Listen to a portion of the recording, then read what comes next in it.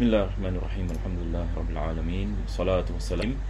Tentang ini apa yang dimaksudkan ini dengan jihad ini fisabilillah, dan bila ayat itu diturunkan, dan sedikit sebanyak berkenaan dengan sejarah yang ini tentang syariat bagi melaksanakan ini jihad. Dan saya membicarakan yang ini tentang perbezaan masa di Makkah dan masa di Madinah, dan jihad ini tidak wujud ini di Makkah diwajibkan oleh Allah Subhanahu Wa Taala apabila mereka hijrah di Madinah, apabila kaum musyrikin yang datang ini yang nak menyerang kaum muslimin.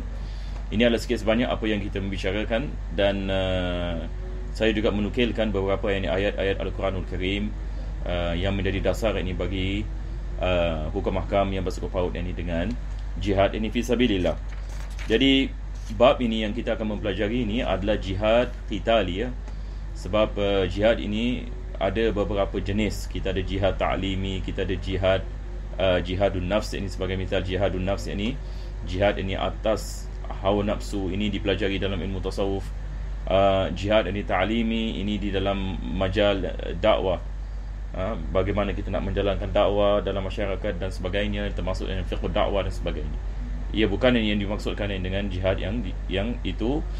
Ini adalah jihad al-qitali. Yang dimaksudkan di sini adalah jihad yang dalam bentuk peperangan, yang melawan ini musuh, bukan melawan nafsu. Yang ini dia hukum mahkam yang bersangkut paut ini dengan musuh. Jadi insya-Allah kita kembali kepada kitab kita.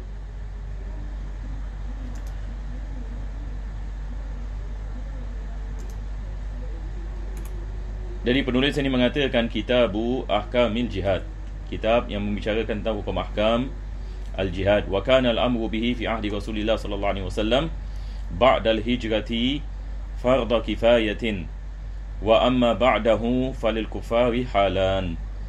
Jadi beliau ini mengatakan pada zaman Nabi sallallahu alaihi wasallam ini, selepas hijrah, jihad adalah fardu kifayah. Jihad adalah fardu kifayah. Kita ada perbezaan ini di antara ulama berkenaan dengan adakah yang ini jihad ini dikirakan sebagai fardu kifayah, ataupun ini jihad ini dia tertakluk ini kepada kalau sekiranya ada ancaman ni daripada luar. Kalau sekiranya tidak ada ancaman, adakah diwajibkan ke tidak diwajibkan? Kita ada perbezaan ini di kalangan para ulama. Dalam mazhab Imam Syafi'i ini hukumnya adalah fardu kifayah. Ini adalah pada zaman Nabi SAW. Kalau sekiranya yang ini wujud ini ancaman ataupun perkara-perkara yang menjadi sebab berlakunya peperangan, ataupun yang ini sesuatu keadaan yang mana musuh boleh menyerang umat Islam, maka dalam keadaan ini seperti ini diwajibkan nanti atas pemerintahan Islam untuk menjaga kemaslahatan bagi orang Islam yang tinggal dalam negara tersebut dengan memerangi musuh tadi. Sebab di sini kita ada ancaman. Jadi mungkin kita kembali kepada zaman Nabi SAW untuk kita faham perkara ini. Kita apabila kembali kepada zaman Nabi SAW ini, kita lihat ada peperangan sebagai misal, dia musuh bukan di dalam Madinah, dan musuh jauh daripada Madinah, tetapi Nabi SAW menghantar askar, beberapa sahabat-sahabatnya untuk berperang dengan musuh sebelum geraknya musuh. Maka di sini penulis mengatakan jihad dia adalah fardu kifayah bagi tiap-tiap tahun. Dia mengambil keadaan, mengambil iktibar keadaan sekitaran bagi kerajaan orang Islam apabila mereka mendapati ancaman-ancaman daripada negara-negara di luar sana. Jadi itu sebab sampai hari ini daripada kebijaksanaan seseorang ketua tentera adalah bukan di dalam medan pertempuran sahaja, tetapi bagaimana dia dapat mengetahui ancaman sebelum ancaman itu didatangkan kepada negara ini. Jadi ini adalah daripada kebijaksanaan. Kalau zaman sekarang mereka menamakan apa? Intelligence. Mereka menamakan intelligence. Bagi tiap-tiap negeri ada intelligence. Apa kerja intelligence? Mereka apa mereka buat? Kadang-kadang mereka menghantar spy. Kadang-kadang mereka keluar di negara yang mereka menganggap sebagai musuh, dan selepas itu mereka nak mendengar khabar apa yang sedang berlaku di negara tersebut. Adakah tentera nak bergerak ke bagaimana? bagaimana yakni dengan keadaan kerajaan dalam negeri dan sebagainya. Yakni sebab ini mereka menganggap ini negeri tersebut ini sebagai ini musuh ini kepada negeri mereka, maka mereka ada intelligence untuk memastikan apa yang sedang berlaku supaya mereka sentiasa dalam keadaan ini berjaga-jaga. Jadi ini sampai hari ini ini diamalkan ini oleh hampir ini semua ini negara. Jadi ini adalah asal ini hukumnya. Penulis ini mengatakan dia adalah fardu kifayah. Apakah ini maksudkan fardu kifayah? Ini hukumnya sama seperti mana kita mengatakan fardu kifayah, iaitu apabila sebahagian ini orang Islam jihad ini tidak diwajibkan atas yang lain. Tetapi kalau sekiranya tidak cukup, maka yang lain juga dikenakan kewajipan fardu kifayah yakni bagi jihad. Jadi ini adalah keadaan ini yang pertama yang mana penulis mengatakan musuh di luar negeri, yakni musuh bukan dalam negeri. Musuh bukan yakni dekat dia punya border. Fal jihadu hina idzin fardu ainin alaihim. Sekarang ini hukumnya tiap umat Islam ini yang berada dalam yakni negeri yang ini tersebut. Kita lihat ini zaman sekarang ini banyak kaitan yang kita boleh mengkaitkan. Sekarang kita lihat banyak negeri-negeri mereka mementingkan yakni ketenteraan disebabkan banyak sekali ancaman yang berlaku di dunia sekarang. Jadi biasa apa kita lihat negeri-negeri sekarang ini mereka ada national service. Mereka ada national service. Jadi mereka ada tentera sendiri dan juga ini mereka ada rakyat yang sudah melalui national service. Kalau sekiranya berlaku peperangan, maka mereka juga akan dipanggil. Jadi tiap-tiap tahun ada training. Ini fikrah ini national service adalah fikrah ini orang Islam. Asal ini daripada orang Islam. Nanti kita akan tahu ini apa yang saya maksudkan ini fikrah ini national service ini asal daripada orang Islam. Sebab ini dalam sejarah sudah ada. Dalam sejarah sudah ada. Kita balik kepada kitab fikih, wujud dalam kitab fikih. Nanti kita akan lihat apa disebutkan oleh penulis, baru kita akan faham bagaimana yang Islam ini melihat ini kepentingan ketenteraan dan ini semua adalah untuk menjaga keamanan, bukan ini untuk nak bunuh orang, tetapi menjaga ini keamanan supaya musuh ini daripada luar tidak masuk negeri, supaya tidak ada ancaman daripada luar kepada negeri, dan supaya kita dapat menghidupkan agama, supaya kita dapat melaksanakan perkara-perkara yang diperlukan ini oleh masyarakat, supaya kita dapat membina tamadun. Maka jihad ini fi sabilillah ini dia adalah untuk menjaga yakni maslahat, untuk menjaga maslahat ini orang Islam, untuk menjaga maslahat ini keluarga, untuk menjaga ini maslahat ini agama. Itu sebab Allah Subhanahu Wa Taala mewajibkan jihad yakni sebagai sesuatu ini usaha yakni untuk mempertahankan diri dan agama dan tanah air. Selepas itu beliau mengatakan wa syara'itu wujubil jihadi sab'u khisal. Ini yang saya nak membicarakan berkenaan dengan syarat-syarat kewajipan jihad. Tadi saya membicarakan tentang national service ini, bagaimana kita dapat kaitkan national service ini. Kita lihat banyak negeri-negeri yang mewajibkan national service. Jadi budak-budak lelaki apabila sampai ini kepada umur 18 tahun, 19 tahun ataupun 20 tahun, maka mereka akan dipanggil ini untuk ini masuk ini ke dalam tentera dan diberikan training dan sebagainya.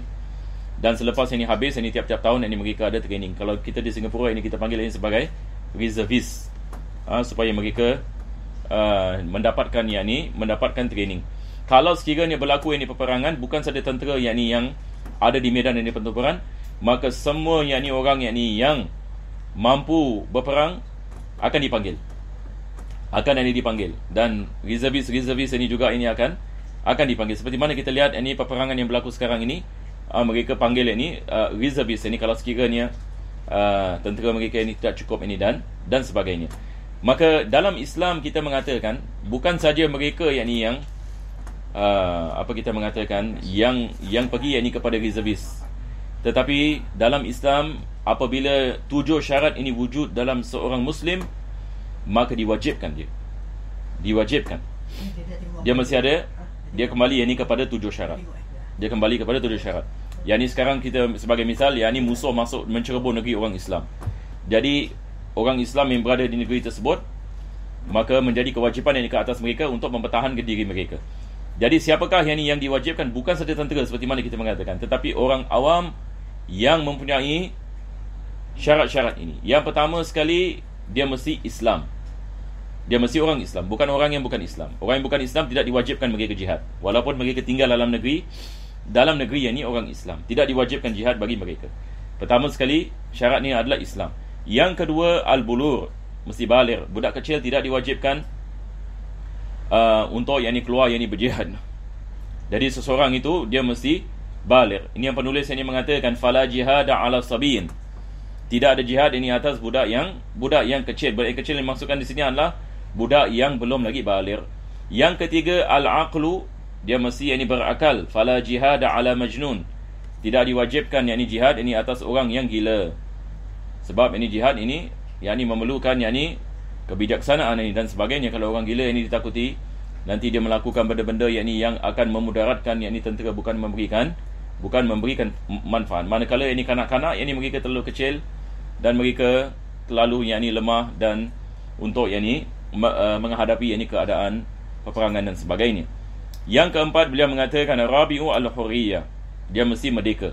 Fala jihada ala raqiq, tidak diwajibkan jihad atas hamba, walau amarahu sayyiduhu wala muba'adin wala mudabbarin wala mukatabin.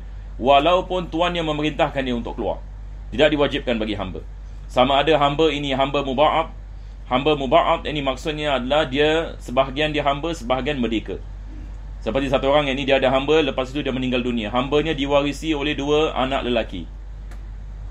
Jadi salah satu daripada anak lelaki tersebut misalan dia memerdekakan bahagian dia. Jadi sekarang hamba ini menjadi separuh hamba, separuh merdeka.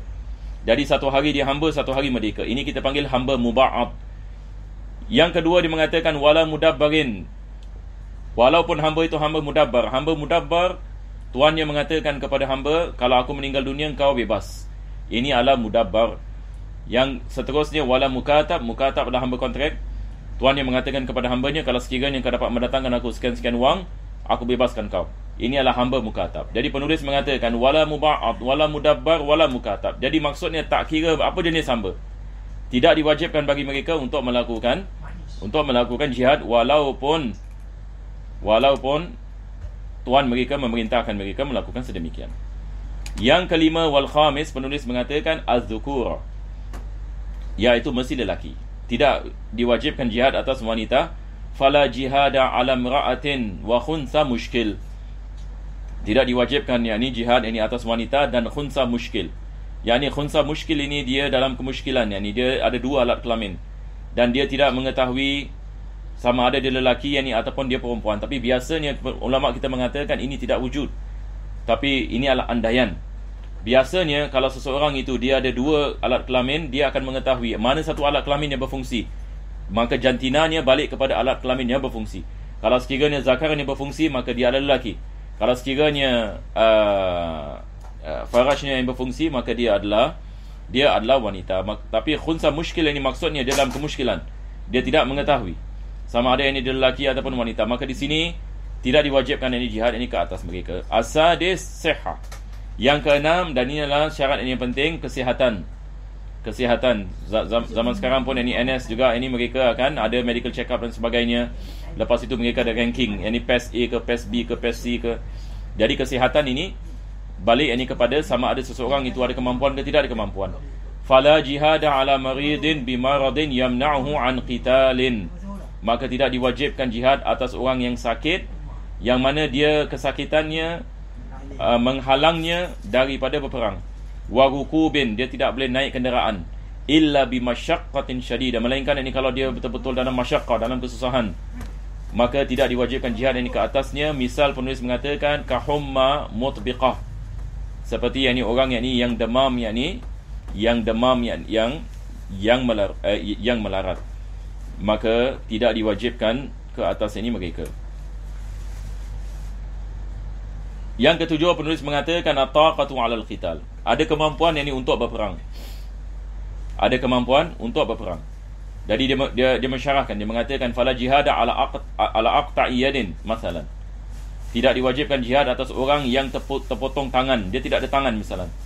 Tidak ada tangan, bagaimana nak berperang. Wala ala man udima batal qitali kasilahin wa markubin wa nafaqah.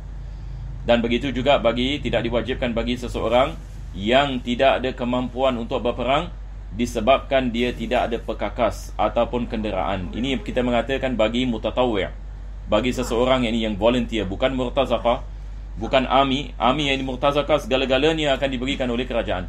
Tetapi ini kita membicarakan tentang orang biasa. Dia ada kemampuan, dia orang Islam, dia ada kesihatan, dia lelaki, tapi dia tidak ada kemampuan yang ni ongkos yang ni untuk keluar yang ni berperang, dan dia tidak ada nafkah bagi dirinya dan ahli keluarga ni, misalnya orang miskin, fakir, maka tidak diwajibkan yang ni ke atasnya berjihad. Wa man usira minal kufari fa'ala darbaini. Selepas itu penulis ini akan membicarakan ini tentang apabila seseorang itu ditangkap sebagai prisoner of war, asir, sebagai prisoner of war, dalam bahasa kita panggil apa? Orang ini yang dimasukkan ini penjara ini disebabkan peperangan. Ada hukum mahkam ini yang akan disebutkan ini oleh penulis. Kita tangguhkan insya-Allah taala pada minggu yang akan datang. Alhamdulillahirabbil alamin. Allahumma shalli wa sallim ala sayyidina Muhammad wa ala ali sayyidina Muhammad. Rabbana atina fid dunya hasanah fil akhirati hasanah wa qina adzabannar. Sallallahu ala sayyidina Muhammadin wa ala alihi wa sahbihi wa sallam. Alhamdulillahirabbil alamin.